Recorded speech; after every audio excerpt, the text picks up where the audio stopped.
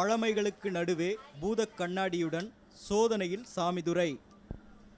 பண்டைய தமிழ் மன்னர்கள் கால நாணயங்கள் முதல் கிழக்கிந்திய கம்பெனி நாணயங்கள் மற்றும் தற்போது உபயோகத்தில் அல்லாத இந்திய நாணயங்கள் என சேகரித்து விற்பனை செய்யும் இவரிடம் 1000 ரூபாய் நாணயம், 75 ரூபாய் நாணயம் என இதுவரை நம்மில் பலர் கண்டிராத இந்திய நாட்டு நாணயங்களும் உள்ளன.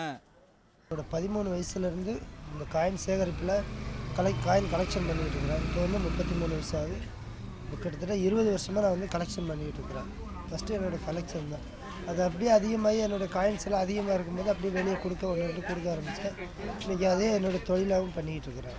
இவரிடம் உள்ள 1000 ரூபாய் நாணயத்தை 5500 ரூபாய் என்றும், 150 மற்றும் 75 ரூபாய் நாணயங்களை 4000 ரூபாய் என்றும், 5 பைசா மற்றும் பழைய செல்லாத காசுகள் 5 ரூபாய் என்றும் மதிப்பீடு செய்துள்ளார். ஸ்கூலுக்காக அந்த மாதிரிலாம் நிறைய நாணயங்கள் கேட்குறாங்க. இப்போ ப்ராஜெக்ட்டுக்குன்னு சொல்லி எல்லா ஸ்கூல்லையுமே நாணயம் சேர்க்குறாங்க. நாணயம், ஸ்டாம்ப்ஸு அதெல்லாம் வாங்குறதுனால இப்போ இதுக்கு மவுஸ் அதிகமாக இருக்குது. இன்னொன்று பெரிய பெரிய ஆளுங்க, எல்லா துறையில் உள்ள ஆளுங்களும் நாணய கண்காட்சி, நாணய கலெக்ஷன் பண்ணிக்கிட்டு இருக்கிறாங்க. ஹைதராபாத் நிஜாம் அரசு தனக்கு தானே அச்சிட்டு கொண்ட ரூபாய் நோட்டுகள் முதல் 1 ரூபாய், 2 ரூபாய், 5 ரூபாய், பழைய 10 ரூபாய் மற்றும் வெளிநாட்டு ரூபாய் நோட்டுகளும் இவரிடம் உள்ளன.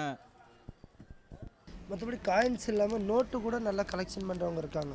நோட்டில் எடுத்துக்கிட்டிங்கன்னா சிலவங்க பண்டலாகவே பண்ணுவாங்க. இப்போ இது வந்து 1 ரூபா கட்டு.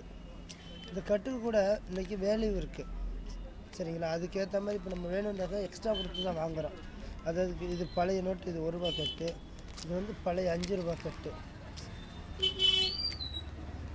5 ரூபா, 2 ரூபா, அந்த மாதிரி காயின்ஸு மட்டும் இல்லாமல் நோட்ஸு எல்லாமே வந்து இருக்குது. பார்த்திங்கன்னா இது வந்து பழைய 10 ரூபா கட்டு. இந்த மாதிரி பண்டலாக கலெக்ஷன் பண்ணுறவங்களும் இருக்காங்க.